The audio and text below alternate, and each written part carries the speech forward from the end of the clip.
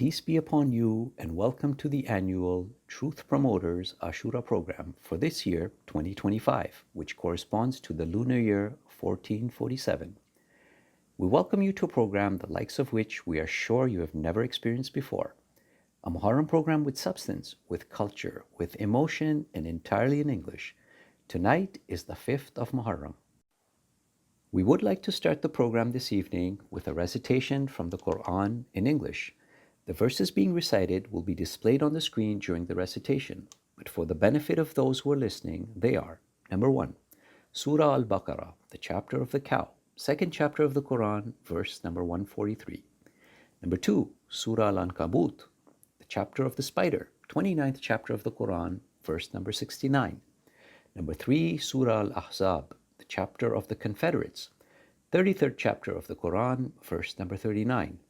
Number 4, Surah Al-Furqan, the chapter of Criterion, 25th chapter of the Quran, verse number 63.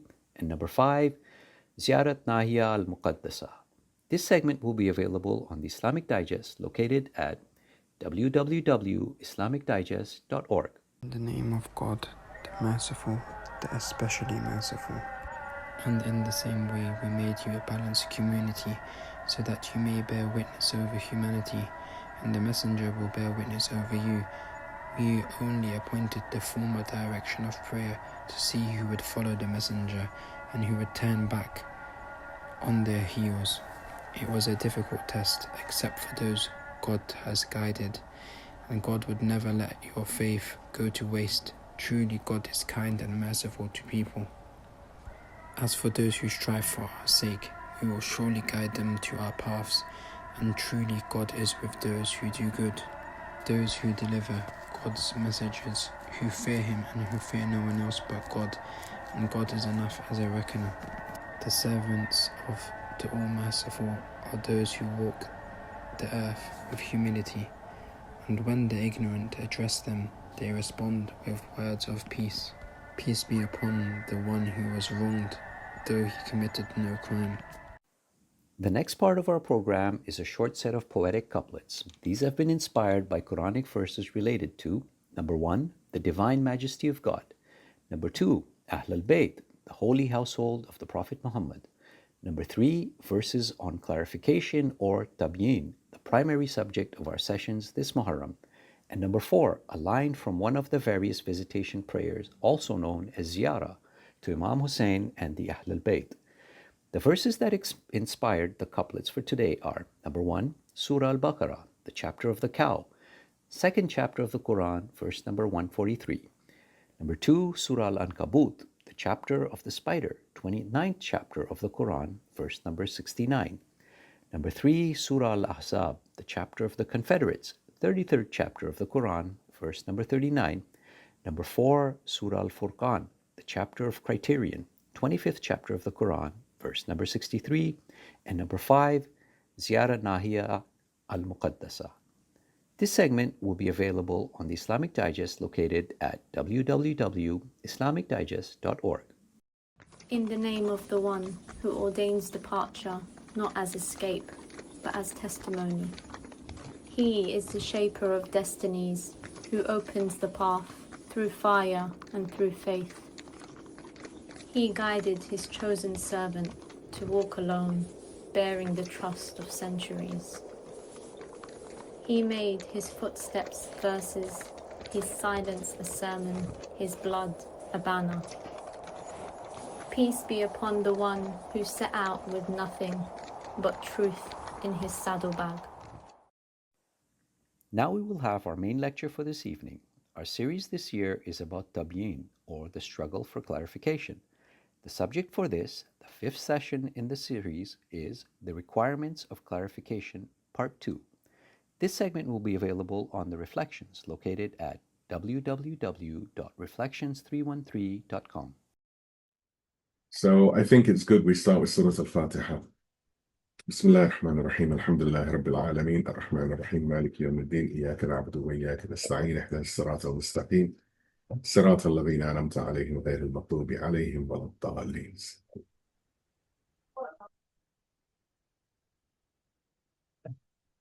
أعوذ بالله السميع العليم من الشيطان اللعين الرجيم بسم الله الرحمن الرحيم الحمد لله رب العالمين وصلى الله على سيدنا محمد وعلى آل بيته الطيبين الطاهرين ولعن الله على أعدائهم أجمعين من الأولين والآخرين آمين يا رب العالمين.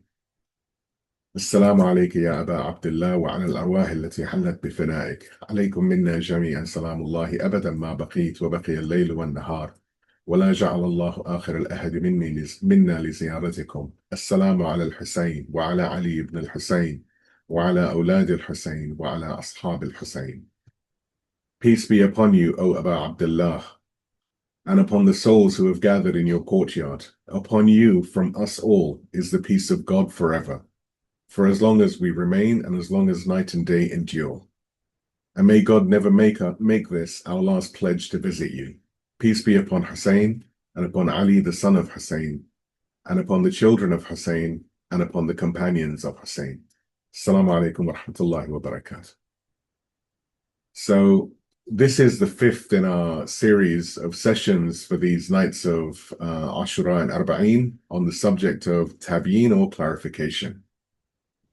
As with all of our other sessions, such as those on patience, the lantern of the path, or the art of supplication, it is strongly recommended that anyone consuming this, at the very least, review the previous sessions prior to consuming this one. This is because of the nature of the discussion, the manner of discourse, really does require that each part build upon the ones that came before, so as to avoid confusion, misunderstanding, and invalid assumptions that can lead to what would be the antithesis of Tabyeen or clarification. While we do have a recap for each session, the recap is highly summarized, and to get the full nuance, the previous sessions will need to be consumed, studied, and reflected upon. Nevertheless, if I can get a salawat ala Muhammad wa ali Muhammad, we can move on with the recap. اللهم صل صل على على محمد محمد وآل محمد وآل محمد وعجل فرج.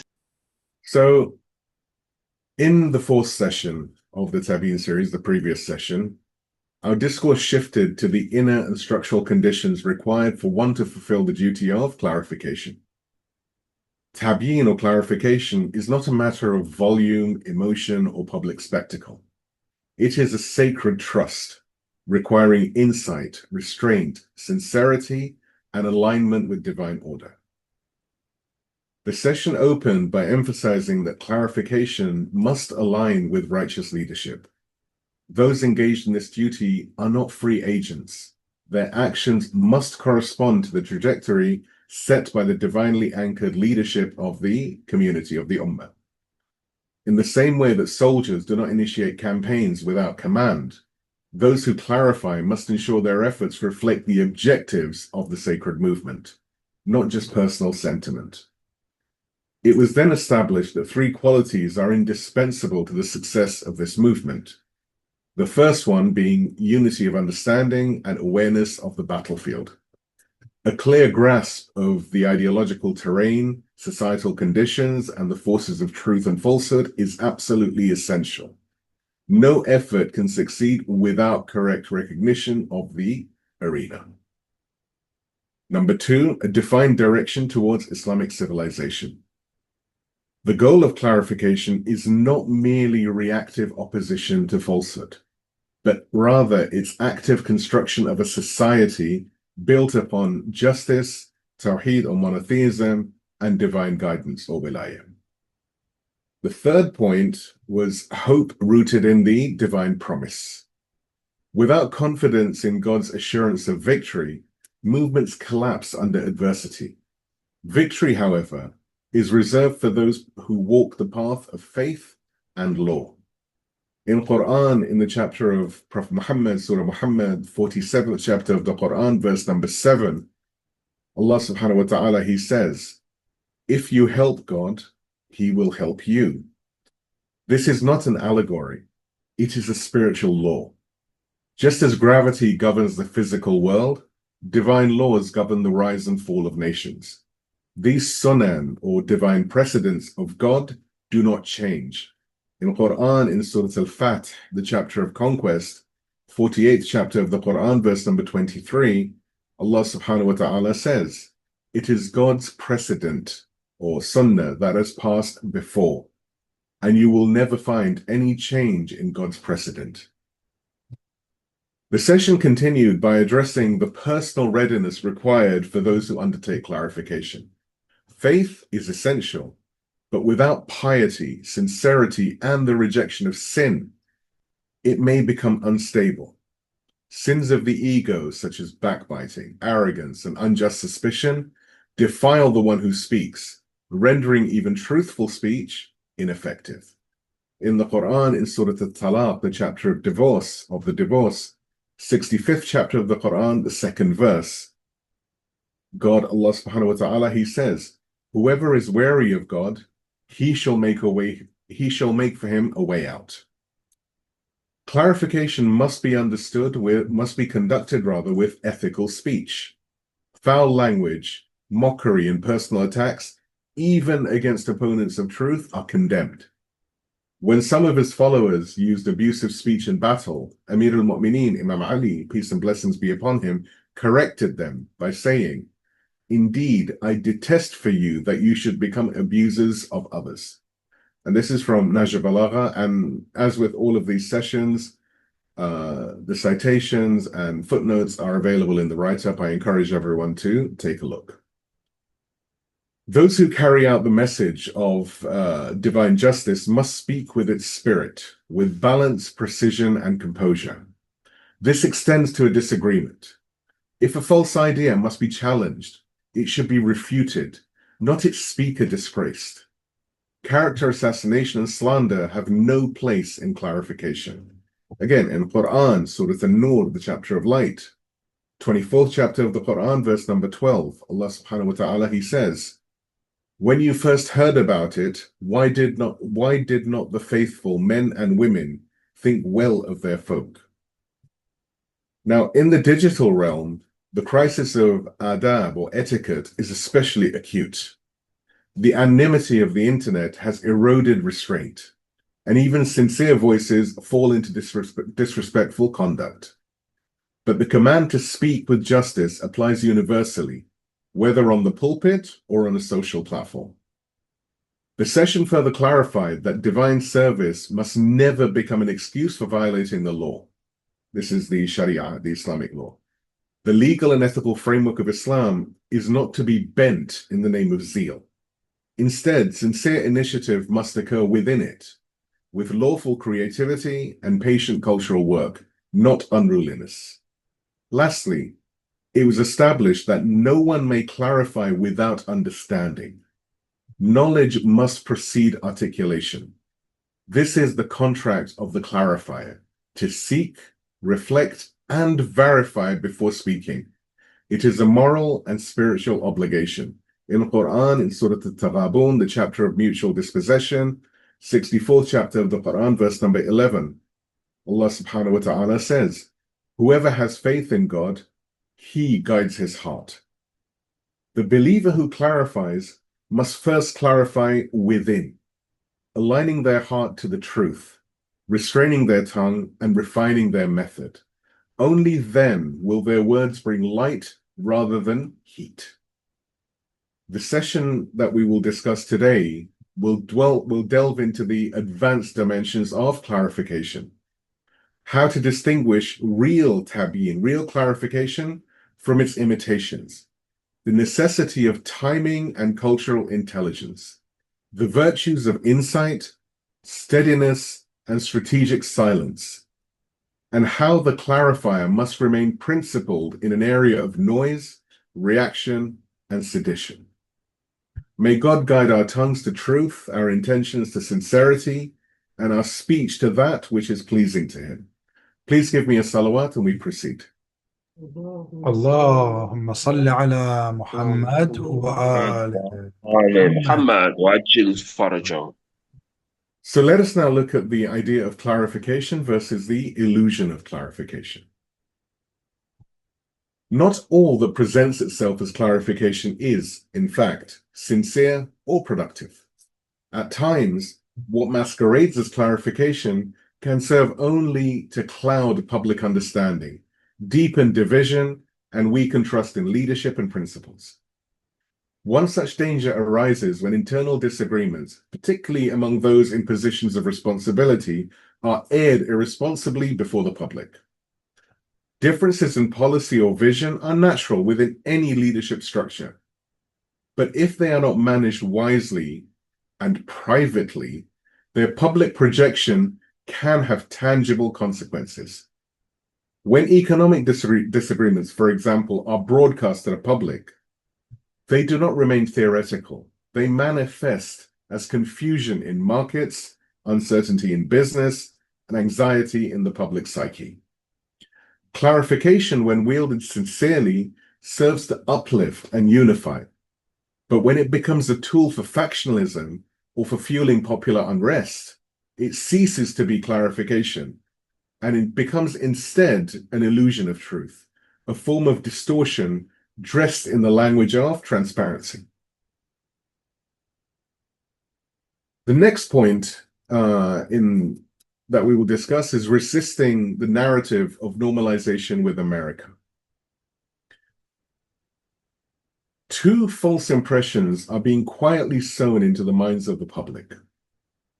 The first is being promoted directly by arrogant powers, such as America, and indirectly through the media, through internal agents, some knowingly aligned with hostile agendas, others motivated by disillusionment or a thirst for worldly comfort. This deception centers on a distortion of the late Imam Khomeini's words, in particular his enduring instruction: whatever cries, whatever shouts, protests you have, direct them at America. The claim made by some is that this statement was born of anger or irrational zeal, lacking any real intellectual basis. They argue that opposition to America is emotional, it's outdated, or rooted in stubbornness. Such a view seeks to paint the youth and revolutionaries who raise their voices against imperialism as fanatics, driven by ignorance rather than awareness. This is not just a misrepresentation, rather it is an inversion of the truth. Imam Khomeini's statement is grounded in profound insight. His opposition to America was not reactionary. It was rooted in a clear understanding of American foreign policy, which for over a century has operated on the principles of intervention, domination, and the exploitation of nations under the guise of stability and partnership. Whether in West Asia, in Latin America, in Africa, in Southeast Asia, the United States has routinely sought to secure its own internal cohesion by destabilizing others. In the case of Iran, for example, this interference reached its peak under the rule of the now dead Shah, a period in which American influence permeated every aspect of national sovereignty. Imam Khomeini's call to resistance was, therefore, not only a matter of Islamic principle, but actually of humanitarian concern. He stood against a power that had long trampled justice, truth, and the dignity of people across the world. Even American political figures, in moments of electoral competition, have exposed the same feelings. Racism, social inequality, corporate tyranny, and mass hunger are all admitted realities in the very heart of the United States. When the people chant "Death to America," they are not calling for violence against the nation's people. Rather, they are rejecting a system built on oppression, greed, and systemic injustice. The revolutionary stance against American hegemony is not emotional. It is not born from blind hatred or irrational pride. It is built on logic, historical memory, and the defense of universal principles.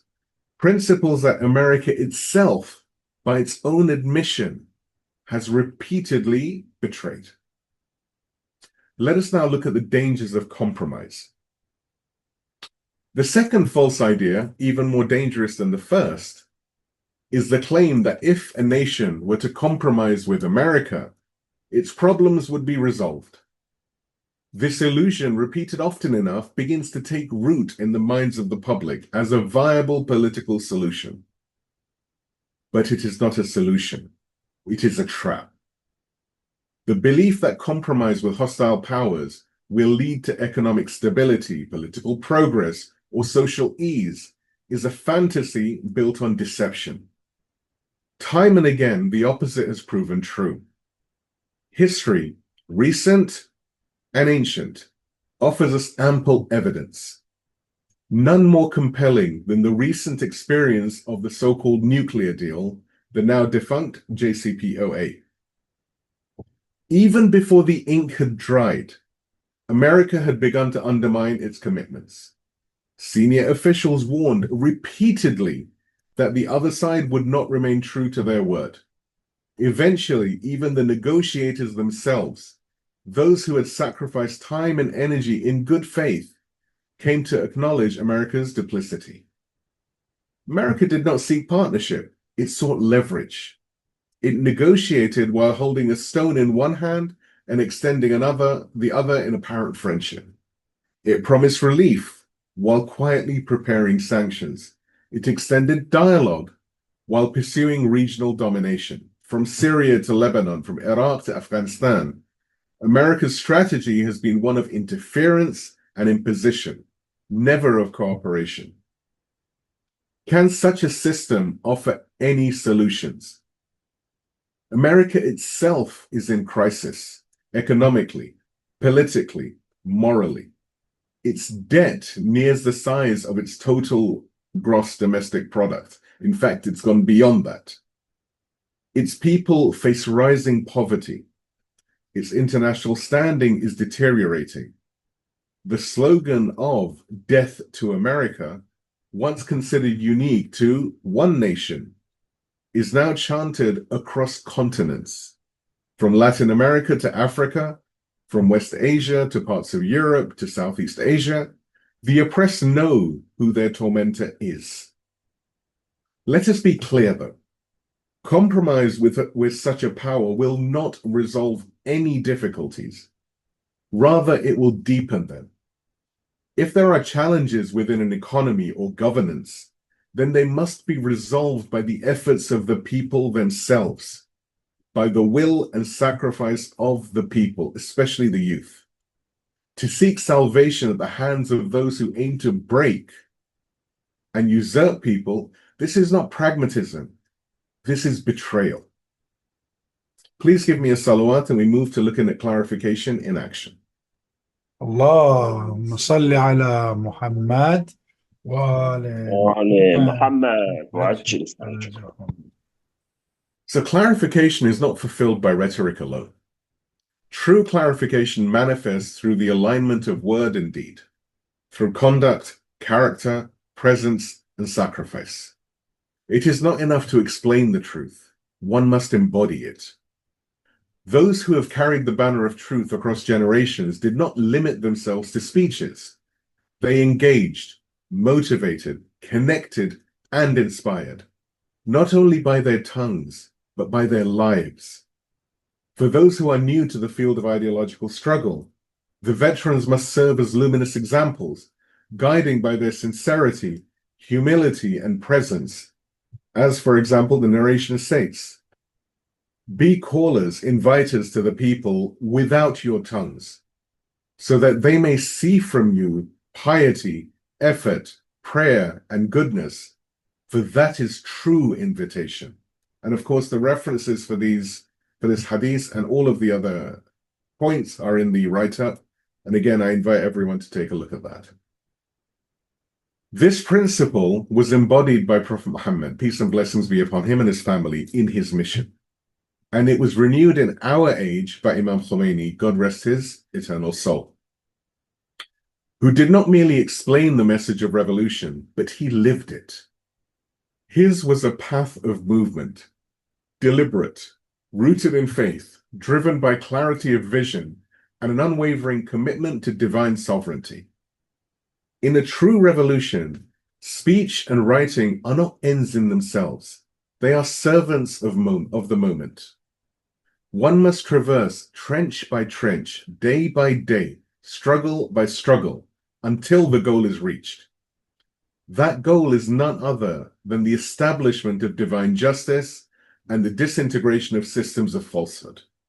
In Quran, in Surah As-Saf, the chapter of the ranks, 61st chapter of the Quran, verse number 9, Allah subhanahu wa ta'ala, He says, "It is He who sent His apostle with guidance and the true religion, that He may make it prevail over all religions, though the polytheists should be averse." Clarification, therefore, is not the mere articulation of ideas. It is a covenant of sincerity, a responsibility to act, and a commitment to walk the path of truth until the end. Now let us look at the critical importance of timeliness. Among the most vital requirements of effective clarification is timeliness. Even the most righteous stance, if delayed, can become impotent. Action taken at the wrong moment, whether too late or too hesitant, can squander divine opportunity and shift the course of history. The people of Qom, for example, during a key episode of the revolutionary movement, acted promptly in defense of truth. Their response was not delayed by bureaucracy, by fear, or by indecision. They perceived the danger, identified the insult against the honor of the Imam, and reacted with immediacy. This timeliness amplified the effect of their action. Had they waited a day, a week, a month, the impact would have been lost. An obligation has its appointed time. The best moment to act upon it is at its first emergence. Delayed responses diminish clarity. The pages of Islamic history are replete with examples of delayed action and their consequences. For example, consider the movement of the Tawabun, the penitents, who rose after the tragedy of Karbala. Though they were sincere, their uprising came too late. Imam Husayn, peace and blessings be upon him, had already been martyred. The moment of decisive support had passed. Though they outnumbered the martyrs of Karbala, their impact did not equal even a fraction of the sacrifice made on the day of Ashura.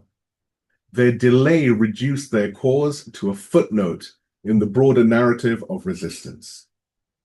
Likewise, when Muslim bin Aqil, the emissary of Imam Husayn, stood alone in Kufa, it was not due to the absence of supporters in principle. Rather, the elite of the time hesitated. They deferred responsibility, each awaiting the other, and they abandoned the Imam's representative to the enemy. Even a group of 100 loyal individuals, had they rallied, could have protected him and changed the course of events. The lesson here is profound. If the elite fail to act at the right moment, if insight gives way to doubt or procrastination, then another Karbala is always possible. Other historical examples confirm this truth. The revolt in Medina under Abdullah ibn Hanzala, though bold, and we've discussed this previously in one of our other series, though bold, came too late. Similarly, in Algeria, when the Islamic Front won a democratic election but failed to mobilize in the critical early hours of the military coup, the chance was lost. A delay of hours resulted in decades of suppression. By contrast, on the 7th of February 1979, when martial law was declared in Iran, Imam Khomeini acted without hesitation. He called the people to the streets. If he had not acted at that moment, the Shah's regime may well have returned. But history turned on that timely call. As in the past, so in the present, obligations must be fulfilled in their appointed time. If not, history may be rewritten, not by the righteous, but by the forces of oppression. Let us now look at steadfastness and insight in clarification. Clarification is not a one-time act. It requires endurance. The one who grows weary in the face of hardship or becomes disheartened by a delay cannot carry the banner of truth. The Islamic revolution was not born overnight. It was the fruit of decades of struggle, of decades of resistance and intellectual preparation.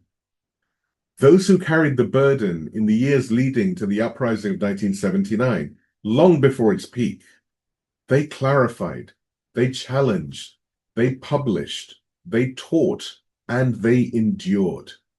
They faced imprisonment, isolation, and torture, not because they were reckless, but because they were steadfast. This steadfastness, when joined with insight, becomes an unstoppable force.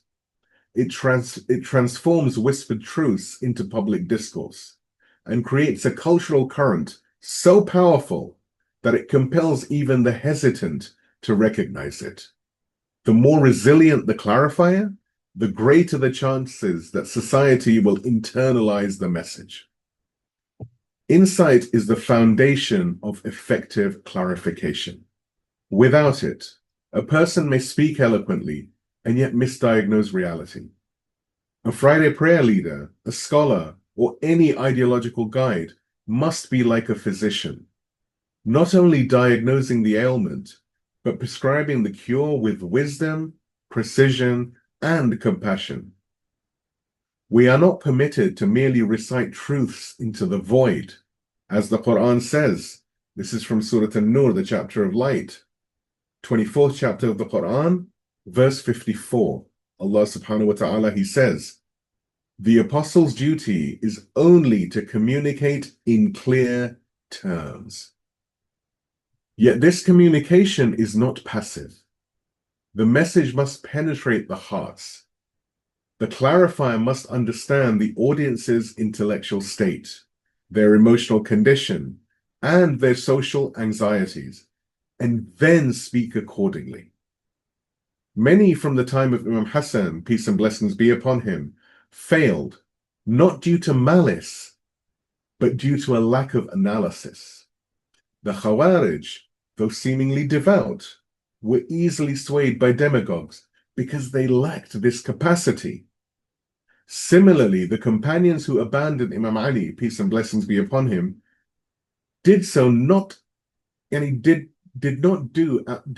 that out of enmity, but because they failed to see things clearly.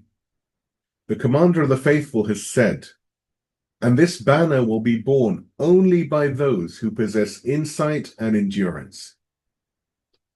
First comes deep understanding, then unyielding resilience. Without both, the path becomes treacherous.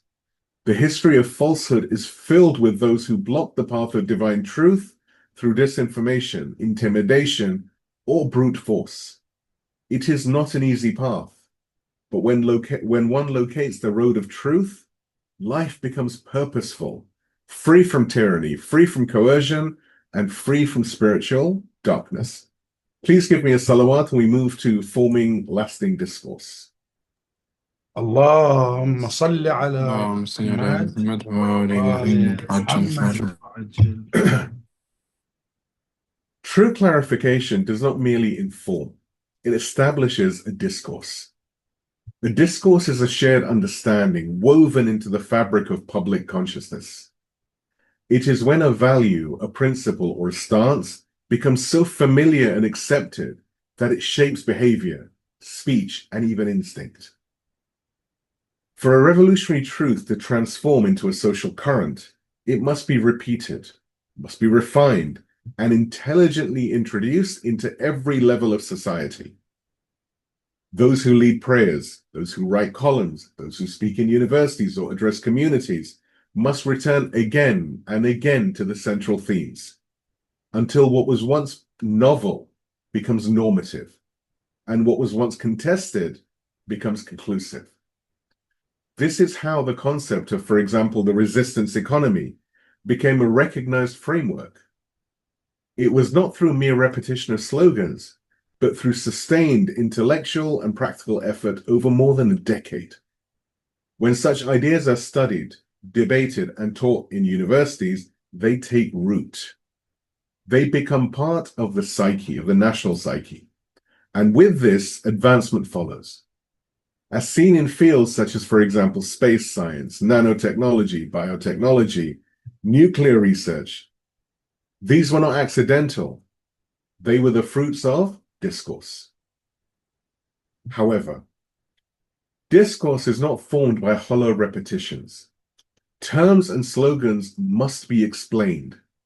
They must be contextualized and integrated with lived experience. Merely echoing words like resistance or justice or independence without depth risks draining them of meaning. Clarity must accompany repetition. This applies also to critique. When issues are addressed, a balance must be struck, neither ignoring flaws nor indulging in pessimism. Constant negativity breeds hopelessness, while blind optimism clouds judgment. A realistic lens sees both successes and shortcomings. It offers hope without illusion and warning without despair. Unfortunately, some elements in media and political culture thrive on cynicism. They exaggerate failures, they obscure achievements, and darken the public horizon. This too is a distortion and a betrayal of the trust of the people. Discourse must be built on sincerity, not on spectacle. If we wish to raise awareness and mobilize society, we must frame our message in a manner that empowers rather than paralyzes, in a manner that inspires action, not apathy. Please give me a salawat and we move to the conclusion. اللهم صل على محمد وآل محمد وعجل محمد. So from clarification to cultural influence. So in this, which is actually the second part of our discussions or reflections on the requirements of clarification, we have explored the outer and inner framework of effective tabyeen, effective clarification, a framework built on insight, timing, resilience, and responsible public discourse. We have seen how clarification must not be reduced to performance or reaction. It must be rooted in vision and action, carried with awareness and steadfastness. We considered the danger of delayed obligations, the misreading of events, and the historical consequences of silence or hesitation. We reaffirmed that neither empty repetition nor unbalanced criticism builds a civilization. Only sincere, thoughtful, and timely clarification does. Yet this is only one dimension of the duty. In the next session, we will turn inward and upward. We will explore the spiritual, emotional, and intellectual traits required of those who carry this trust. The role of innovation, mannerism, and emotional resonance. The impact of proper use of media and the arts. The need for courage in thoughts and speech. And the guidance of the revolutionary thinkers of Islam, from Imam Khomeini and Shahid Mutahari to Shahid Beheshti, Ayatollah Misbah Yazdi, Imam Khamenei, and beyond. Clarification, after all, is not just a duty of speech. It is a craft of the heart, a science of the soul, and a strategic responsibility of those who seek to serve truth in every age. Please give me a salawat and we move to the supplication eulogy for this evening, which is the Sons of the Silent Lioness. اللهم صل على محمد اللهم صل على محمد وآل محمد. In his name, the Lord of the martyrs and the truthful. O God, send your blessings upon Muhammad and the family of Muhammad. O God, tonight we turn to two stars whose names are whispered by those who know love without need of applause. They did not speak before crowds. They did not recite sermons. They simply walked forward when the Imam nodded, and they never returned. Awn and Muhammad, sons of the lioness, children of the silent mountain, say the Zaynab. O my Lord, when a mother gives her sons for your cause, What reward could match such a gift? She was not just the sister of Husayn, she was the mirror of Sayyidah Fatima. And just as the Lady of Light stood by her father in Mecca, Sayyidah Zaynab stood by her brother in Karbala. But she did not just stand, she sent. O my sons, go now, do not return to me, unless it is with swords broken, hearts offered, and heads raised high before the Lord of Karbala. O God, what kind of mother is this? Not one of sorrowful hesitation, but one of sacred conviction. They rode out, young and pure, like warriors whose souls had never known sin.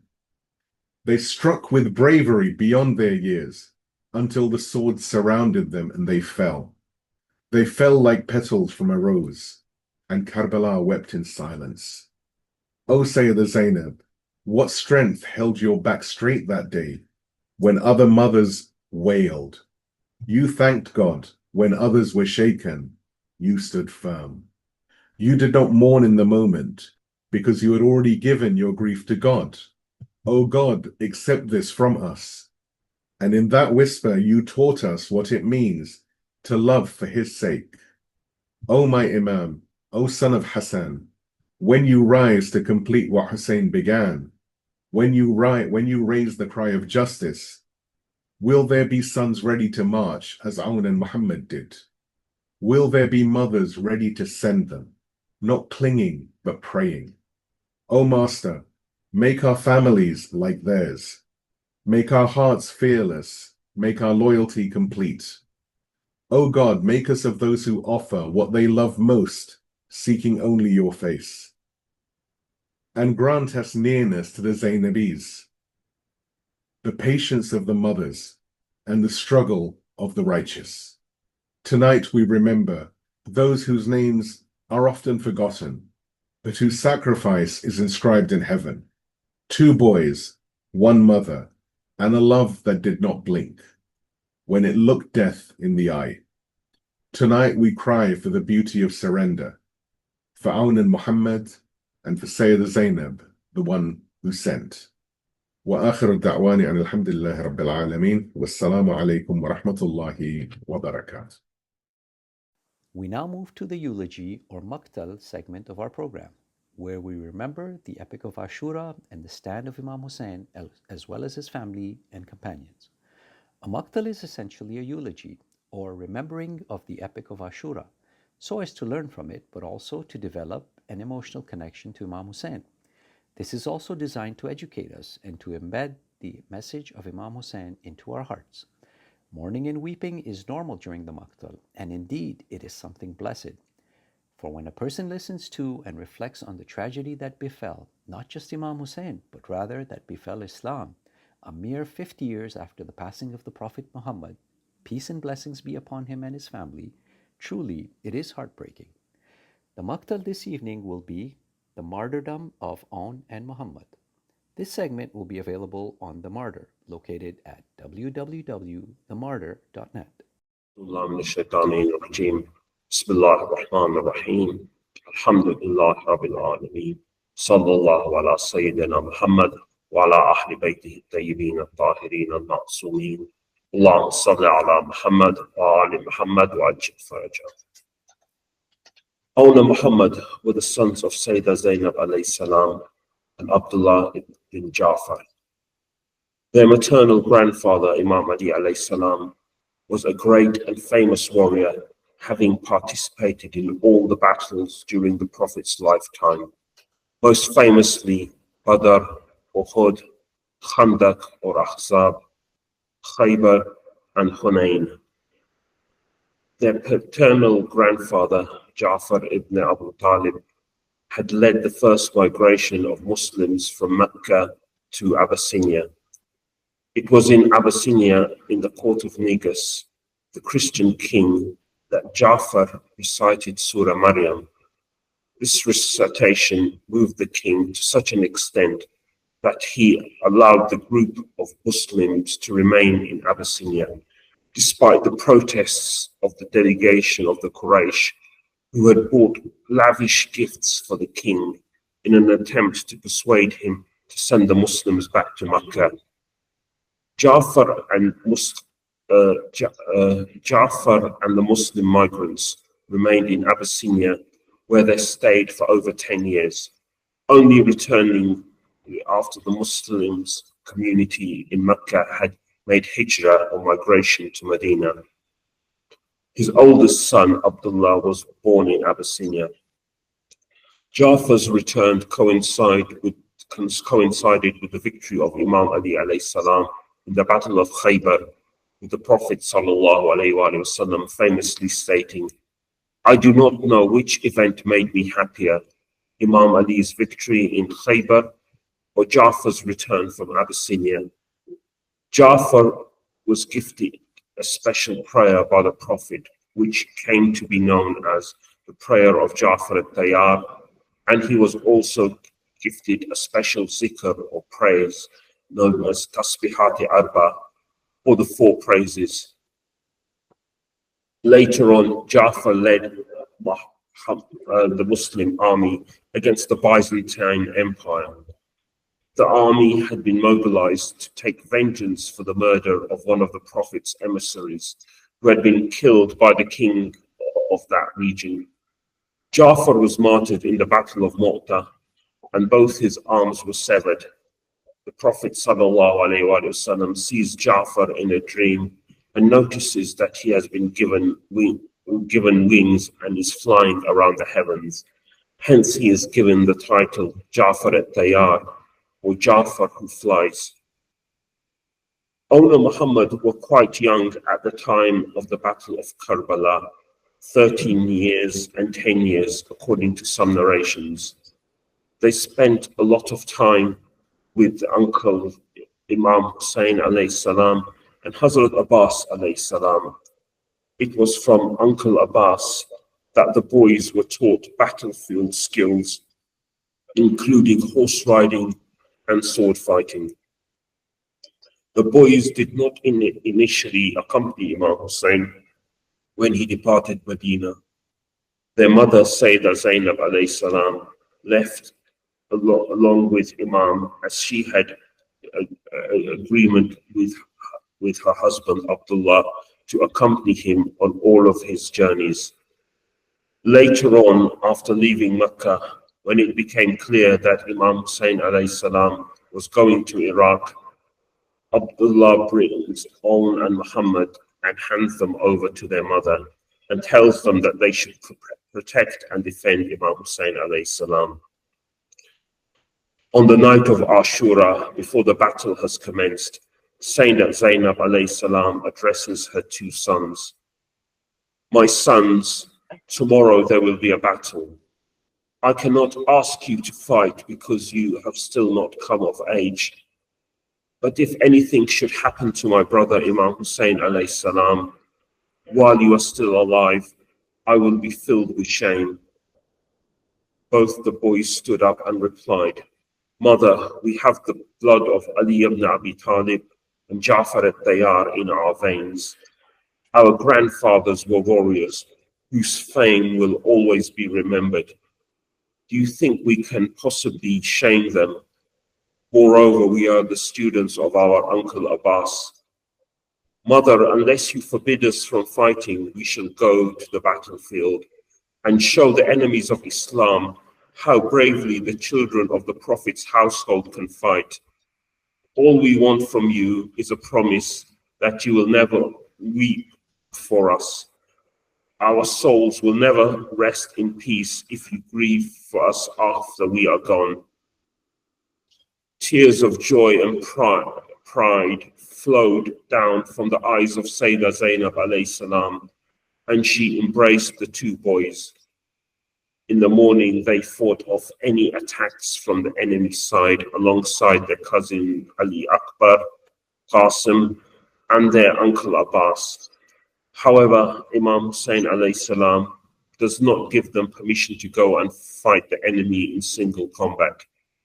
The boys are disappointed and ask their mother to assist them. Sayyidah Zaynab alayhi salam calls Imam Husayn alayhi salam and asks him why he did not allow Awn and Muhammad to go and fight. Imam replies that the boys are still too young. Zaynab replies, in the Battle of Siffin, our brother Abbas was only 8 years old.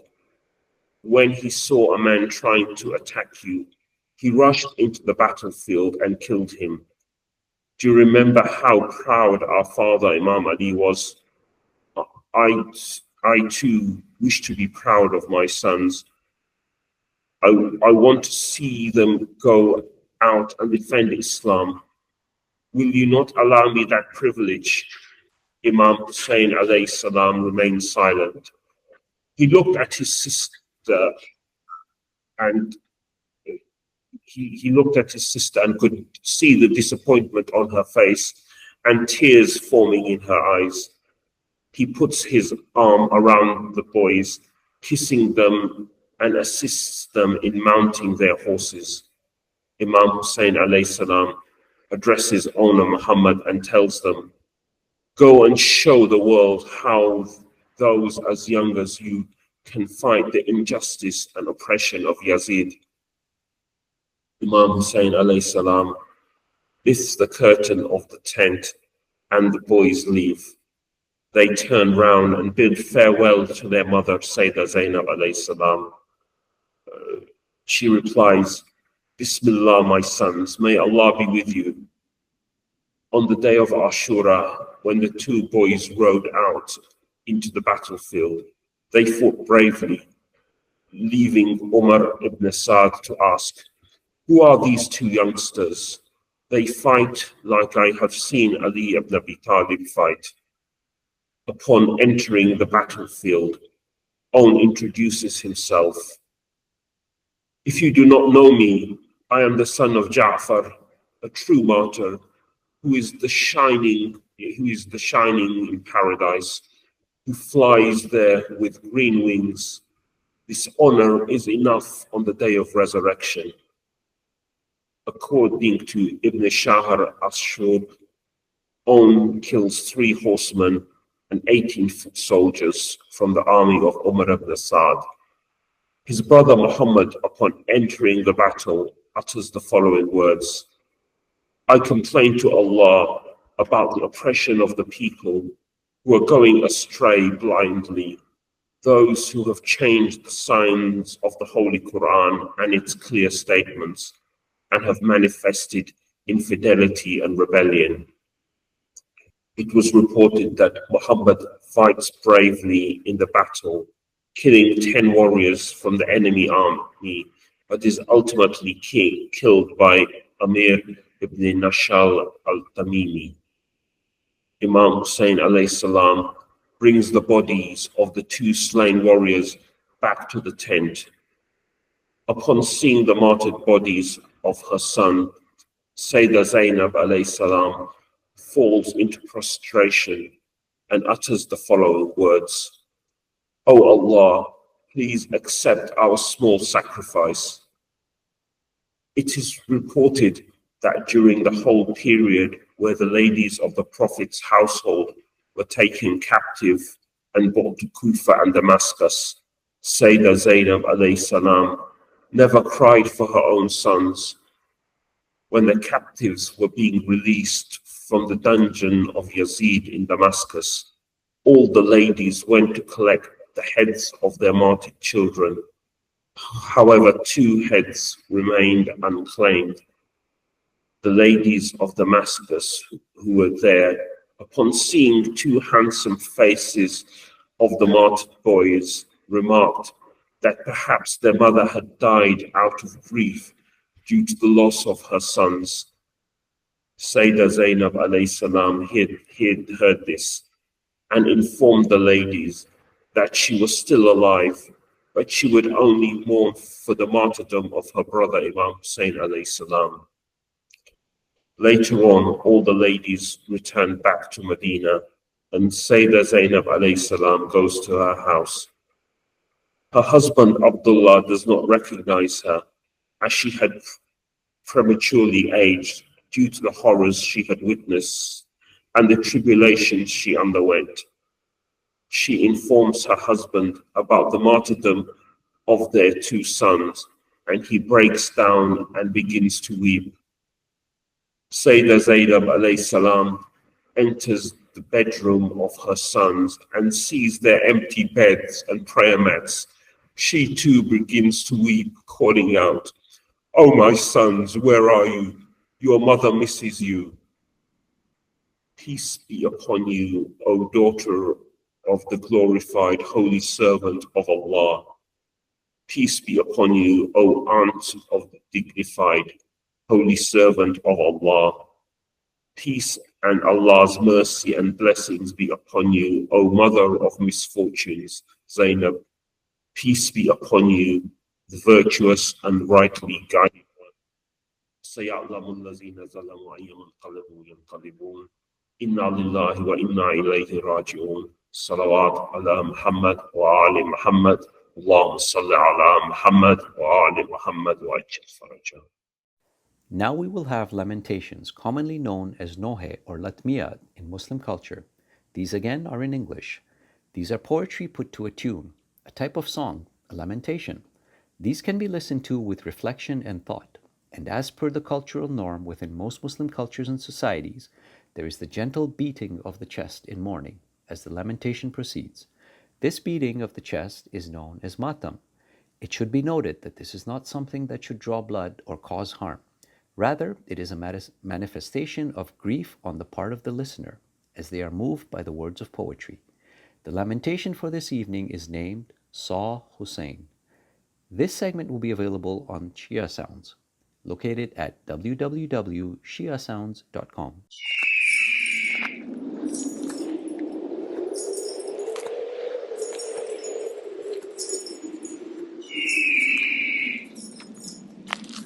I journeyed for 1,000 years, shackled in shame.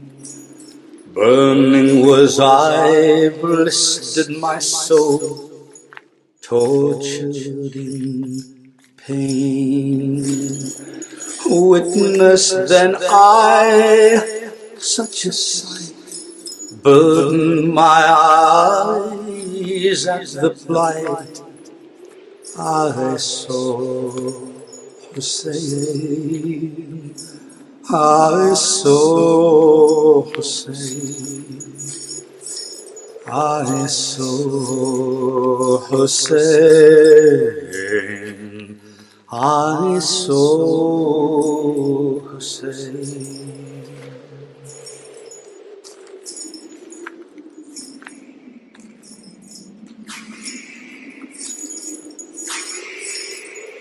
I journeyed for 1,000 years, shackled in shame. Burning was I, blistered my soul, tortured in pain. Witness mine eye, such a sight, burden my eyes at the plight I saw Husayn. I saw Husayn.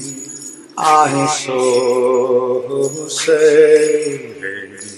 I saw Husayn. Oh, my feet felt heat of burning sand, for the sin and shame upon my hands. I had searched to find a friendly face. Seems at last I'd found him in this place. Seemed at last I'd found him in this place. So I cried out, Master, it is I, the despised one of the Lord on high. For my life has fallen into sin. There is no to quench the thirst within. There is no to quench the thirst within. I journeyed for 1,000 years, shackled in shame. Burning was I, blistered my soul, tortured in pain. Witnessed then I such a sight, burdened my eyes at the plight. I saw Husayn, I saw Husayn, I saw Husayn, I saw Husayn. From my master not the slightest sound as he raised his head from off my wound, not a drop of water could be seen, but his tears fell like a flowing stream. But his tears fell like a flowing stream. My eyes fixed upon this righteous scene. Oh, this man was joy and love serene. Oh, the veils of doubt fell from my eyes, for my heart now surely realized. For my heart surely had realized. I journeyed for 1,000 years, shackled in shame. Burning was I, blistered my soul, tortured in pain. Witnessed that I such a sight, burdened my eyes at the plight. I saw Husayn, I saw Husayn, I saw Husayn, I saw Husayn. Husayn's dwelling truth within my soul, how repentant surely is my goal. How the lonesome put their trust in him, the broken-hearted feel a hope within. The broken-hearted feel a hope within. Oh, the joy flowing throughout my veins to embrace him on that holy plain. Oh, to kiss that sweet and loving face. Surely this must be a wondrous place. Surely this must be a wondrous place. For I journeyed for 1,000 years, shackled in shame. Burning was I, blistered my soul, tortured in pain. Witnessed then I such a sight, burdened mine eyes at the plight. I saw Husayn, I saw Husayn, I saw Husayn, I saw Husayn.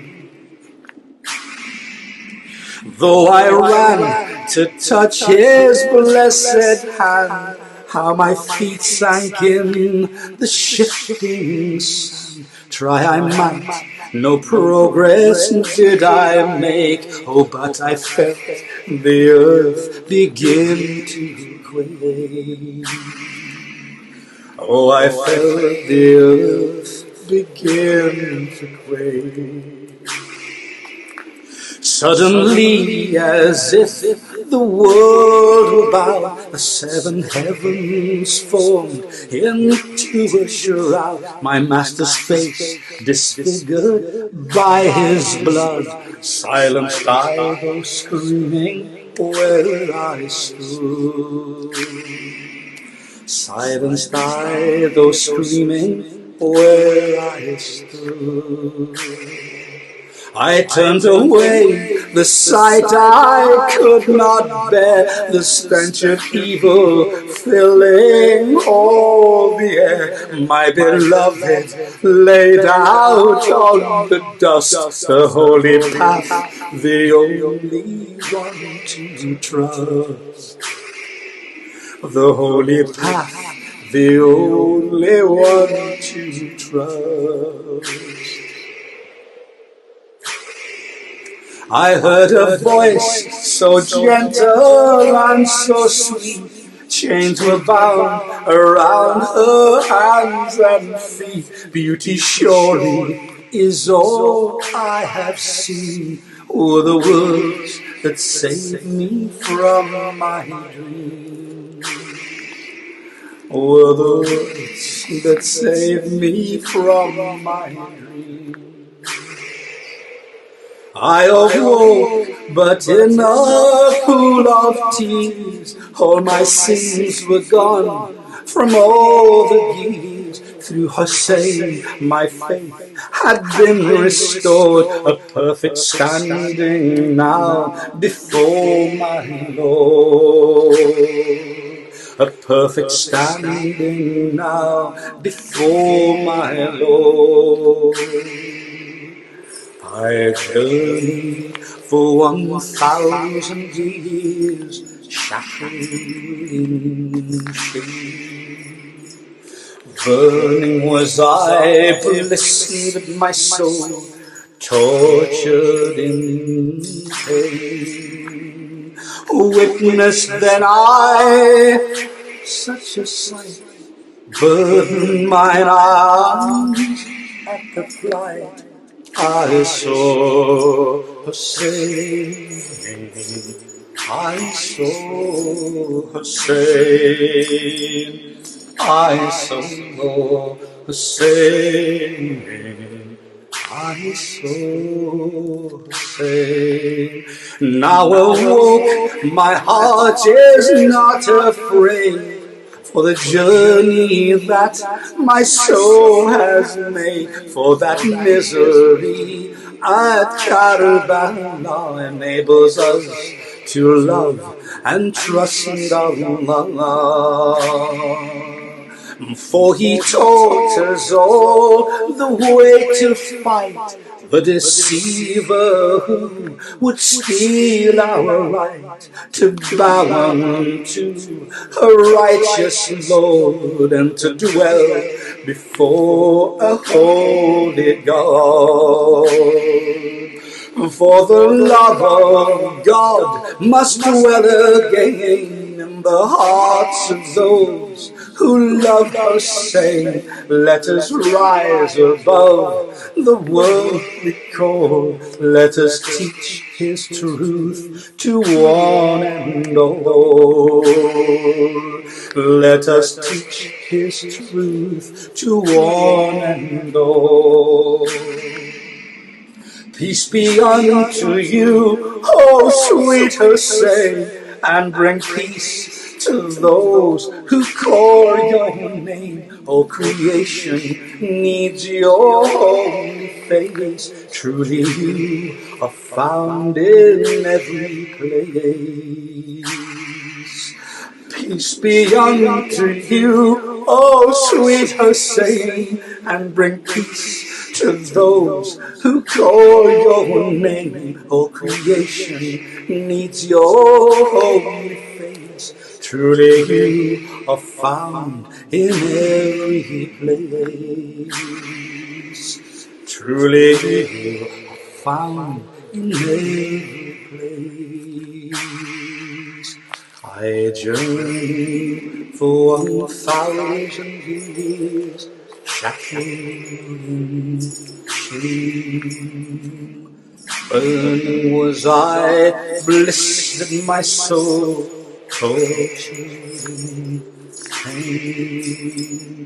Witnessed then I such a sight, burden mine eyes at the plight I saw Husayn.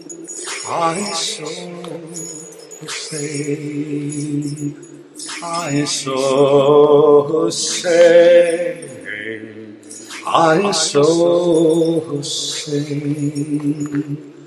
I saw Husayn. I saw Husayn.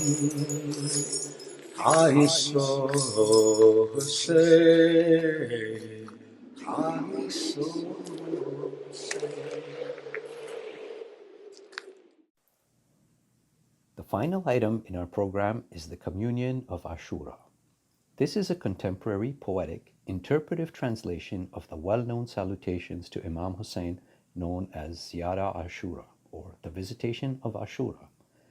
The Truth Promoters Group, in a world first, has taken the content of Ziyara Ashura and translated it in a modern, poetic, and most importantly, interpretive manner, both so that it is understandable to the English-speaking audience, but also so that it helps with the understanding of this profound visitation. This segment will be available on Shia Sounds, located at www.shiasounds.com.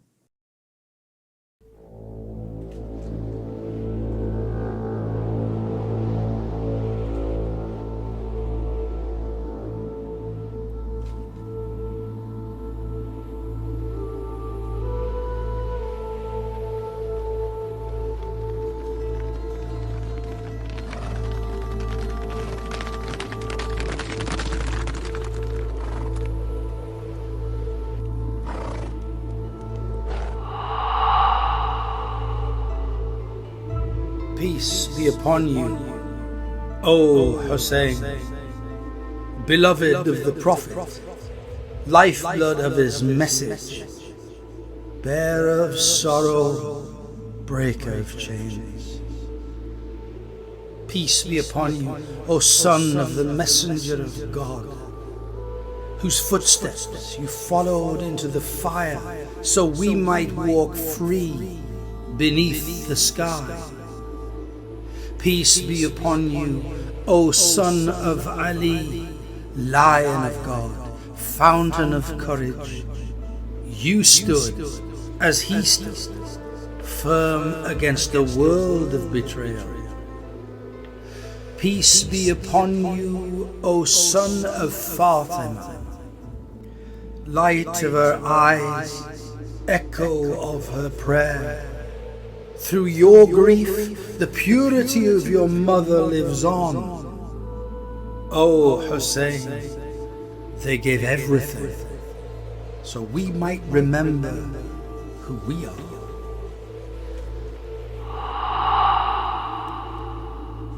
Peace be upon you, O one whose blood cries out for divine justice. O son of the martyrs whose stand still shakes the heavens. You the lonely one, unmatched, a solitary star surrounded by a night of betrayal. Peace be upon you and upon the souls who remained beside you, those who encamped in your courtyard, whose bones became the boundary of your shrine. O Husayn, how I long to be among them, to have knelt in your dust, waiting for your command, to have fallen with your name on my lips, to belong to your tent, to never leave your side, not in this world nor the next. Let the peace of God be upon you and them always. As long as I breathe, and night and day continue their rhythm, my soul is yours.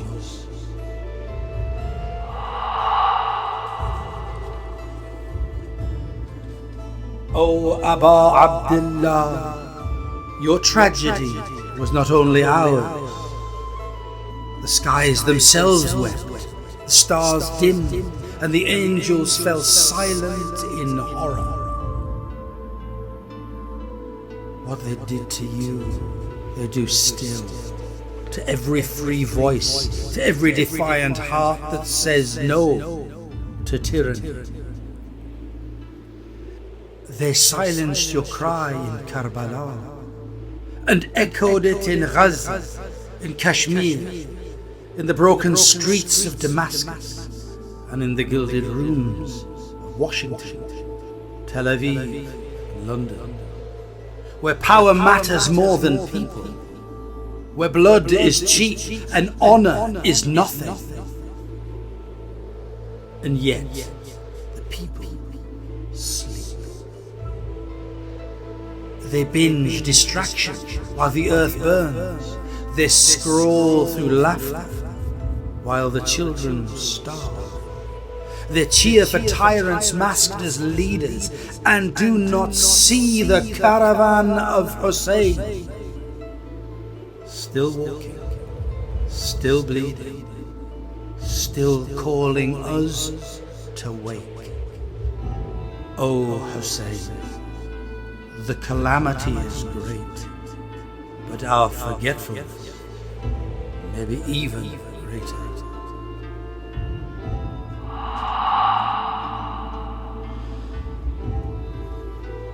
May God distance from His mercy those who built the house of tyranny stone by stone, calling it governance, calling it religion, but laying it on the bones of the oppressed. May He cast far from His mercy those who stripped you, O people of the house, of the stations that were your divine due, and gave them to cowards, frauds and liars in robes. May He exclude from His mercy those who murdered you with steel, and those who murdered truth with silence. And may He cast away all who make room for tyranny, who excuse it, who fund it, who defend it in panels and parliaments. O Husayn, may He cast away those who smile while others starve, who speak of reform while breaking the backs of the weak, who let the sick die while guarding the wealth of the rich, who kill the unborn in the name of comfort, and the elderly in the name of mercy. They are today's court of Yazid, still robed in piety, still drunk on blood. And I want nothing of them, nothing.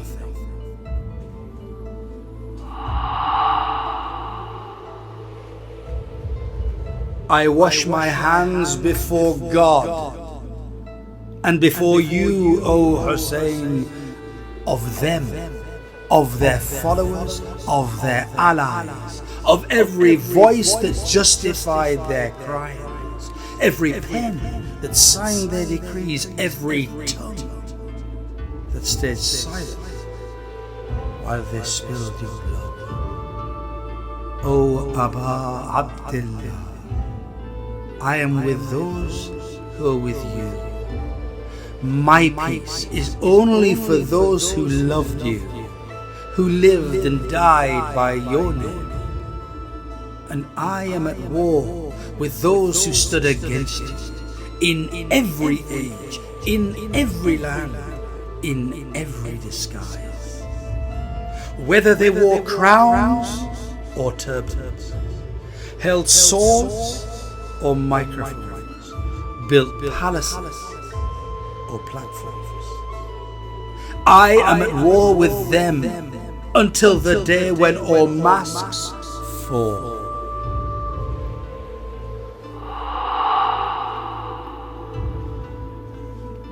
My God, cast far from his mercy the house of Ziyad, a dynasty of cruelty dressed as order, and the house of Marwan, masters of deceit, who poisoned revelation with ambition. May he cast out the Umayyads, all of them, every name, every banner, every doctrine of power that drowned prophecy in politics.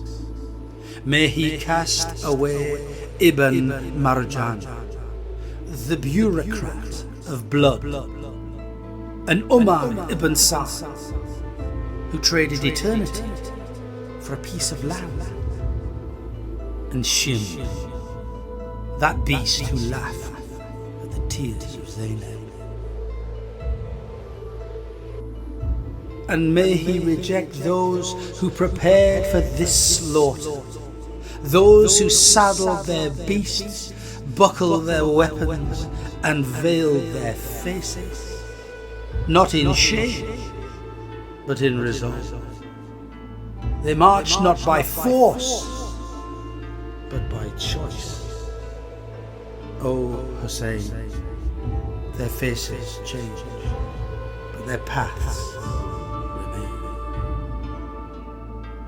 They still ride out today in uniforms, in suits, in think tanks and war rooms, crushing your name wherever it rises.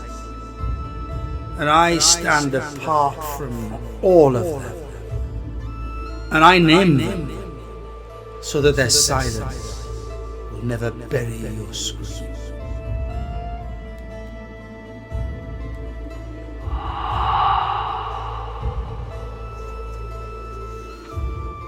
May my father be your ransom. May my mother be your ransom. O Husayn, what they did to you has broken me. My heart is heavy with your grief. My soul aches with the weight of your absence. And yet, even in my mourning, I am honored. For God lifted me through you. He let me know your name. He made your sorrow my compass. So I beg him, the one who raised your station in the world and raised my soul through your love, let me rise for you. Let me be among those who avenge your blood, not with blind fury, but under a guided banner, a victorious Imam, a descendant of your house, a voice that carries your cry into the end of time. Let my hand be with his. Let my heart be ready. Let me be worthy of your justice.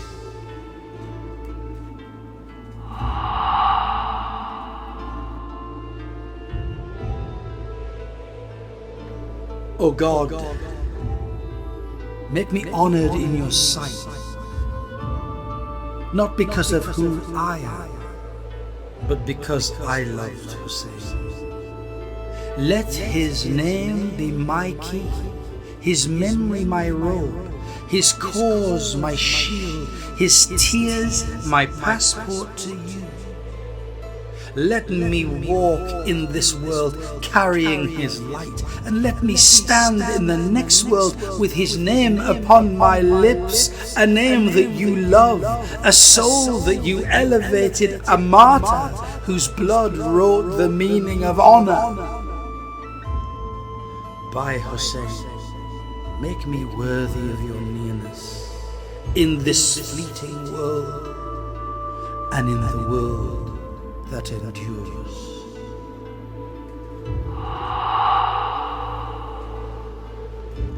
O Aba Abdullah, I seek nearness to God, but not through neutrality, not through slogans, not through prayers that ignore the oppressed. I seek nearness through you, through the prophet who kissed you, through the father who raised you, through the mother who wept for you, through the brother who stood beside you. I draw close to the divine by loving you, and by disavowing those who drew swords against you, who declared war on your truth, who institutionalized injustice and dressed it in piety. I disown before God and His messengers every hand that laid the first stone of oppression, every architect of injustice, every regime built on your blood. I walk away from all of it, from every path that led to your murder, even if it now wears a new name, a new crown, a new constitution. Your cause is my prayer. Your war is my witness. Your love is my path to God.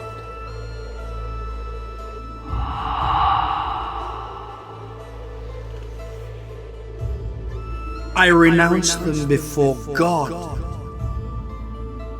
and before you, O Husayn. I cut all ties with those who wronged you, and those who walked beside them, and those who came after them and carried their banners. I seek nearness to God through your light, through loyalty to you and your chosen ones, to your friend, your witness, your inheritance. And I distance myself from your enemies, from those who raised armies against you, from those who plotted in back rooms, signed decrees, or stood idly by as your blood flowed. I distance myself from their shadows, from their supporters, from their media machines, from their apologizers and diplomats, from all who softened their crimes or mimicked their structures.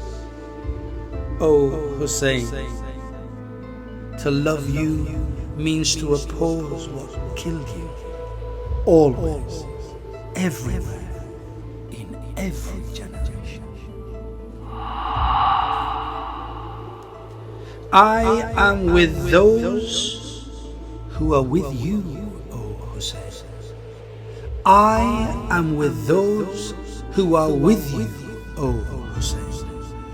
I walk beside the ones who love you, who carry your truth in their hearts, who defend your memory not only in words but in action. And I am against those who stand against you, no matter their flag, their religion, their language, their disguise. I am your ally, and the ally of those who align with your cause, those who choose dignity over comfort, clarity over compromise, blood over betrayal. And I am an enemy to your enemies, to their rhetoric, to their institutions, to their logic, to their entire way of being. You are the axis, you are the criterion. To love you is to take a side forever.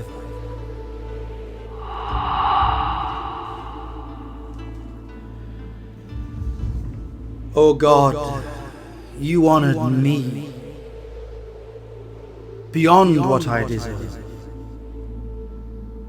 For you let me know Husayn. You let me recognize the friends of Husayn. You opened my eyes to the deceit of his enemies, and gave me the strength to walk away from them. So now I beg you,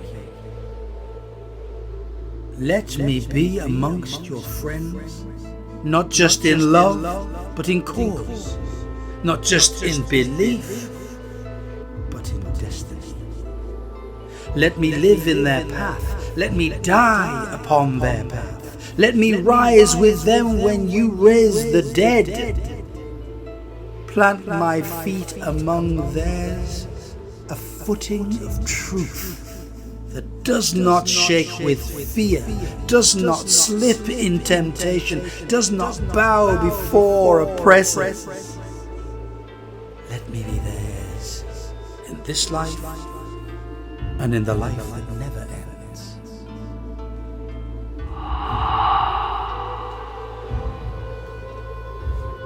And I ask you, O God, let me reach that radiant place, the honored station that you have reserved for them. Let me be drawn near in their light. Let my name be spoken in the halls of truth, not for who I am, but because I stood for Husayn. And grant me the honor to seek justice, not from anger, but from love, to rise and answer the call, to be among the soldiers of your final proof, a guiding imam from their blood, visible and unafraid, speaking truth in an age of noise. Let me see him, let me serve him, let me die at his side, with the name of Husayn still burning upon my lips.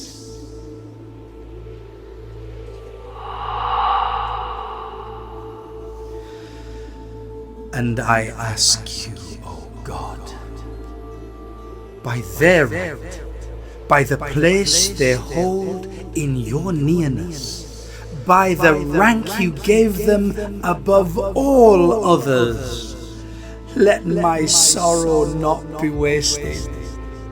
Let these tears be not mere water, but offerings.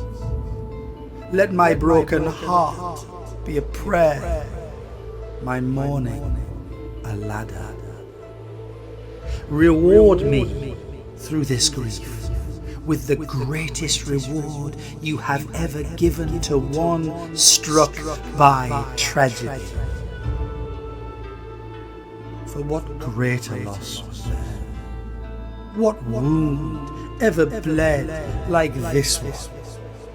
What blow shook Islam and the very heavens and the earth as deeply as the slaying of Husayn?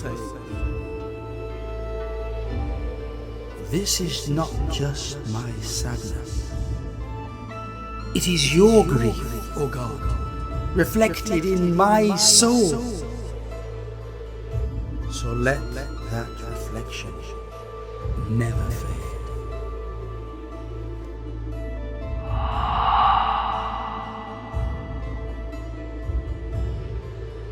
O God, here I stand, heart heavy, eyes wet, soul trembling. I am not worthy, but I am here. So in this very moment, in this divine place of mourning, in this sacred remembrance of Husayn, wrap me in your mercy. Let your peace and blessing descend upon me. Let your compassion find me. Let your forgiveness embrace me. Let this moment mark me. Let this grief cleanse me. Let this loyalty exalt me. Let me not leave this remembrance the same as I entered it.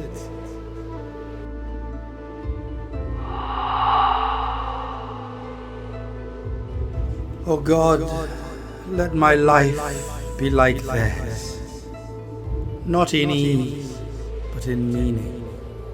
Let me live as Muhammad lived, in mercy, in truth, in struggle for justice. Let me walk the path of his family, with clarity, with courage, with compassion. And let my death be like theirs, a testament, a stand, a submission to you alone. Let me not be remembered for comfort, but for conviction. Let me not die in distraction, but in devotion. O God, write me among those who lived and died under the banner of Muhammad and his purified family.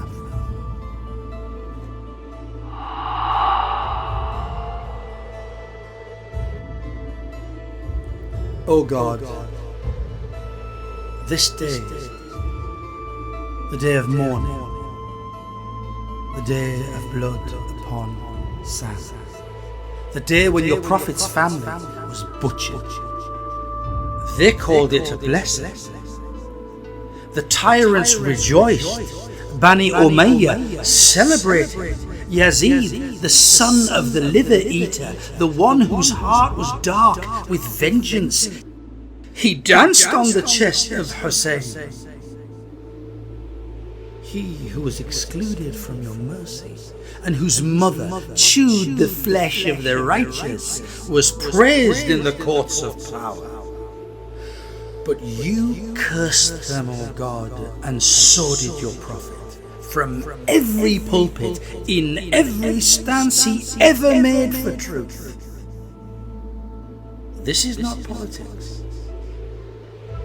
This is treason against mercy. And we remember, we name them, we stand apart from their legacy. Then, now, and forever.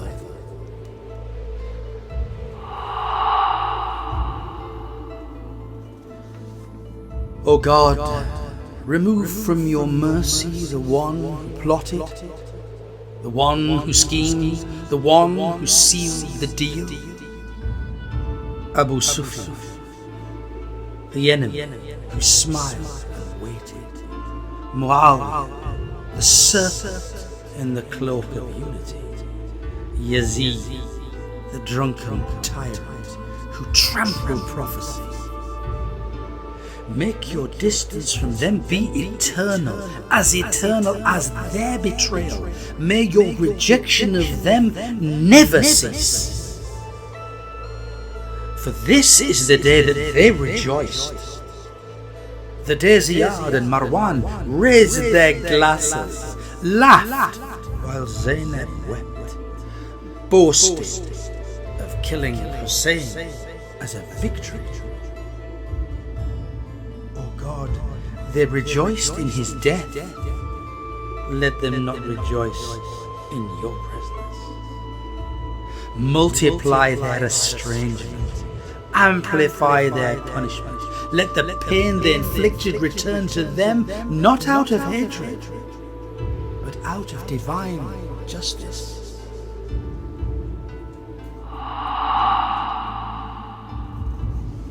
O God, I'm not just remembering history, I'm walking towards you. This day, this stand, this moment of grief is my offering. Through my rejection of their killers, through my disavowal of their empire, through my refusal to forget, I seek your nearness. Let my righteous wrath and supplication that you exclude them from your mercy be a lantern. Let my sorrow be a stairway. Let my refusal to compromise be worship. And through all of this, I reaffirm my loyalty to your Prophet, and to the ones he wept for, the family he held closest, the blood he told us never to forget. But my love is not empty. It is not ritual or poetry or song alone. To love them is to follow them, to walk where they walked, to rise where they rose, to stand across generations against the same arrogance, the same injustice, the same godless empires in new disguises. It is to love as they loved, to resist as they resisted, to live as they lived, and to die as they died. This is not just love. It is allegiance. It is a covenant.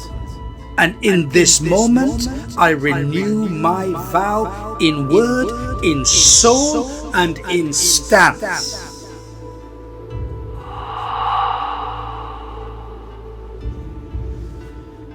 O God, exclude from your mercy the first tyrant who trampled upon the right of Muhammad's family, the one who planted the seed of betrayal, who saw power and chose it over truth.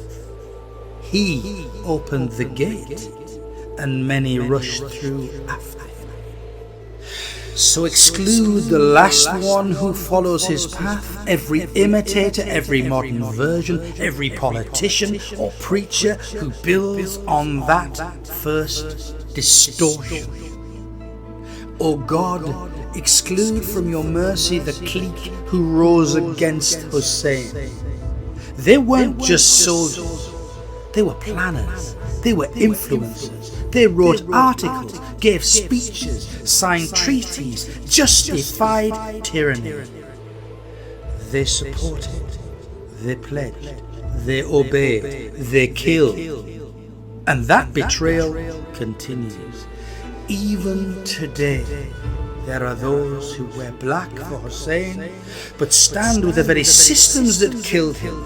They claim to mourn him, but their silence defends Yazid. Their fear enables tyranny. Their alliances stab the heart of his son, the awaited one. O God, how many claim to wait for the Mahdi, while crushing every cause he would rise for? So exclude from your mercy all who inherit this legacy, not just in name but in action. Those who held the swords, those who carried the ink, those who watched and said nothing, and those who still do. In robes, in suits, in silence. This is not hatred, this is honesty. This is cleansing the record. This is standing beside Husayn and saying, we have not forgotten and we have not been deceived.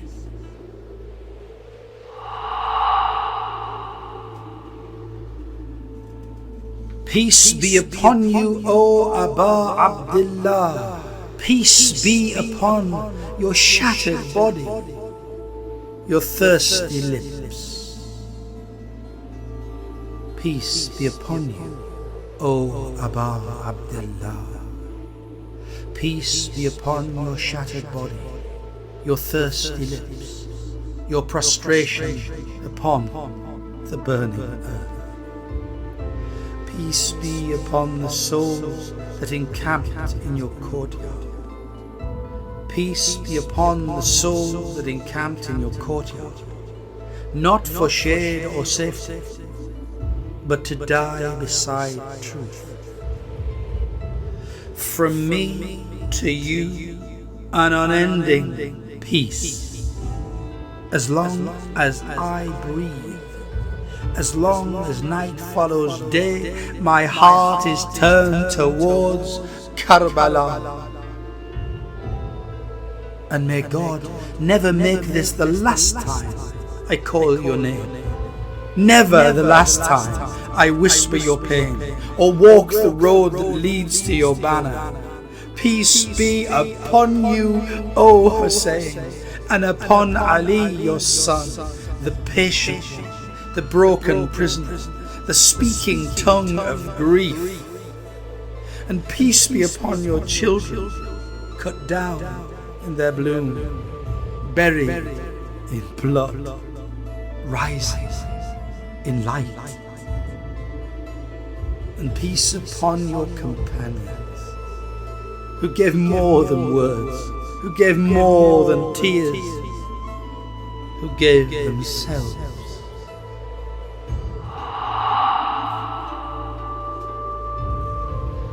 And in this very breath, as I send peace to you, I pledge my soul to your son, the Qari, on who will rise of your blood, the Mahdi, the one who will rise to avenge your name. My allegiance is not in slogans, it is in obedience. It is in sacrifice. It is in unwavering loyalty. Until he returns, my allegiance is with his deputy, the righteous leader who guards his path, the Wali al-Faqih, guardian of your legacy, guide of this ummah. I follow what they command, I walk where they lead, I do not waver, for we are the children of the covenant, the ones who said, among the believers are men who have been true to their covenant with God. Some of them have fulfilled their vow, and others still await, but they have never changed in the least. And I say now, O Husayn, count me among them.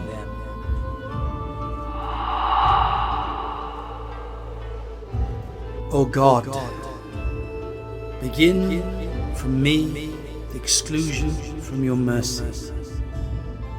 For the first one who violated the right of Muhammad and his family, let it begin with him and extend to the second and the third and the fourth. Exclude from your mercy Yazid and Ubaidullah ibn Ziyad and Ibn Marjan and Umar ibn Sa'd and Shim, and not just them, but all those who carry their traits, those who betray truth, who serve tyranny, who give sermons that silence resistance, who wear robes while enabling injustice. The house of Abu Sufyan, the house of Ziyad, the house of Marwan are not just of blood, they are of action. And we ask you, O God, to exclude from your mercy every manifestation of that betrayal, past, present, and future, as long as night follows day. And now, O God, we do not ask you for heaven. We do not ask you for palaces or gardens. We do not seek reward. We seek you. We ask only for your pleasure, that you allow us to serve you, to work in your path, to stand for your truth, to live with dignity, to die with loyalty. Count us among those who have been true to their covenant, those who remembered the pledge made before time began and never turned away from it. Among the believers are men who have been true to their covenant with God. Some of them have fulfilled their vow, and others still await. But they have never changed in the least. O God, let us be of them.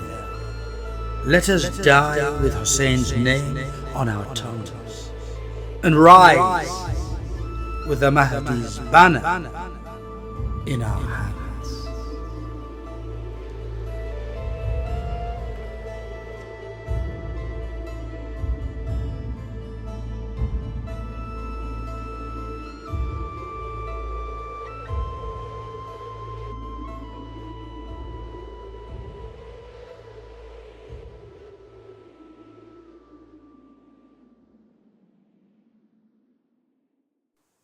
With the communion of Ashura, we bring our program to a close for this evening. God willing, we will be back tomorrow, same time, same place, with His grace, for our program for the 6th of Muharram, 1447. We pray that He, God, accepts from us, and this has been useful, educational, and beneficial to the viewers. If you found this session useful, then please do subscribe, like the videos, and share with your friends and family and anyone else who you feel might find it useful and educational. Please also visit our website, www.truthpromoters.com, and from there you can find all of our sites and read the write-ups for the Quranic verses, the couplets, the lectures, the eulogy or maqtal, the lamentations, and of course the main lecture, as well as view the videos and listen to the audio. Peace be upon you, O Prophet of God. Peace be upon you, O Imam Husayn. Peace be upon the inheritor of Imam Husayn, our beloved Imam Mahdi. May our souls be his ransom. Peace and blessings to you and to all of God's righteous servants.